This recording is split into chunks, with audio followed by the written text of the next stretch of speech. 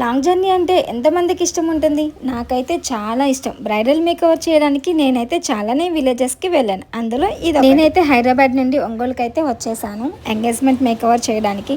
హైదరాబాద్లో స్టార్ట్ అయిన వర్షం ఒంగోలులో కూడా ఇంకా పడుతూనే ఉంది. ఎంత వర్షం వచ్చినా సరే మనం ఈవెంట్కి అయితే తప్పకుండా మిస్ అవ్వకుండా మాత్రం వెళ్ళాలి. నా బ్రైడ్ అయితే మీరే నా ఎంగేజ్మెంట్ మేకఓవర్ చేయాలని పక్కాగా చెప్పారు. She is my cute braid Shammi.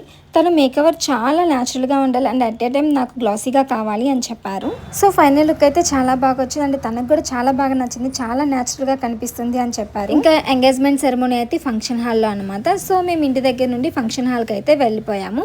ఇంకా అక్కడ శారీ చేంజ్ చేయాలన్నమాట తనకి. ఇంకా ఫంక్షన్ హాల్ కూడా చాలా పెద్దది అండ్ చాలా బాగుంది అనమాట. సో అక్కడ ఈవెంట్ స్టార్ట్ అయ్యేసరికి కొంచెం టైం పట్టింది. ఫైనల్లీ సక్సెస్ఫుల్గా ఈవెంట్ మొత్తాన్ని కంప్లీట్ చేసుకొని బ్యాక్ టు హైదరాబాద్కి అయితే స్టార్ట్ అయిపోయాను.